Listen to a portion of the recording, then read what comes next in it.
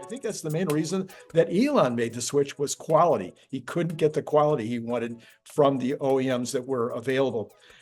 But the other thing, Randy, is when you do the COG, when you own more of the process and then you do the COGS reduction on that process, you get 100% of the reduction.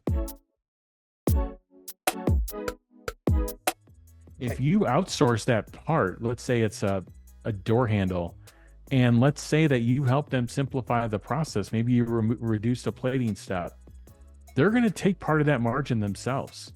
And actually, part of their plating, probably their plating supplier is going to take some of that margin. I mean, you may be sharing that with 2 or 3 people, but if you decide to build that part yourself, you're essentially, when you have COGS reductions, you're taking all that benefit to your bottom line versus sharing it.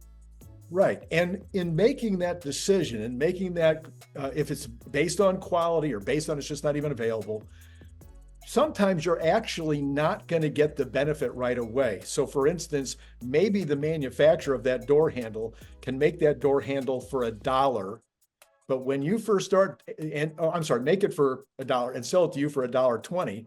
But when you first start making it, maybe it's costing you $1.25 to make it because you're not making the same numbers as that manufacturer. Right.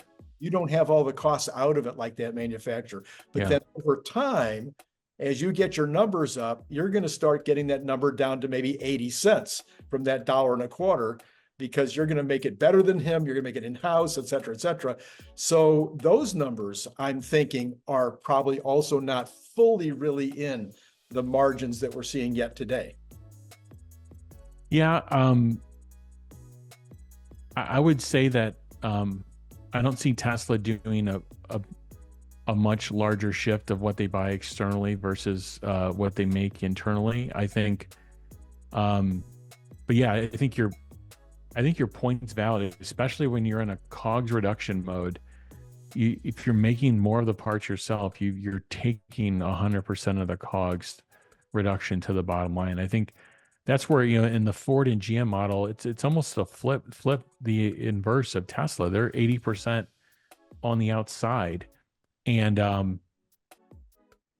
that's part of the issue. The other part of the issue, it's not just the price you pay for the part, is if you actually take the network analysis of like where does this thing start as raw material and when does it end and you look at that time, if you can take that time down and condense that time, you're controlling the demand signal and supply signal better, and you're having less excess, less obsolescence, less of the wrong stuff, more of the right stuff. And that's a big part of the cost that's actually hard to measure. Yeah, I understand 100%.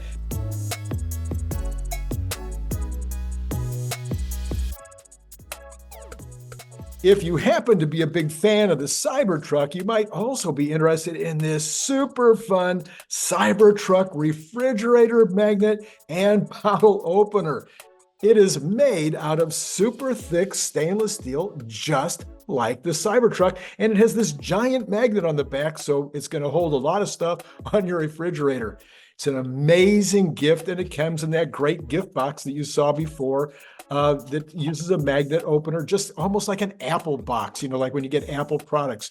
You can buy it on Amazon for $29.95, or you can buy it direct from me by sending $25 to paypal.me/Randy Kirk, all in lowercase letters. Please indicate whether you want the stainless steel look, or maybe you'd like to have this very clever camo version. And then if you're not in the US, please add $20 for freight. If you'd like more than one, please check the information below to get pricing, as well as all that information I just told you will be repeated in the information below. So once again, think about joining the channel, getting the up-to-date Tesla news every single day. I think you'll be glad you did.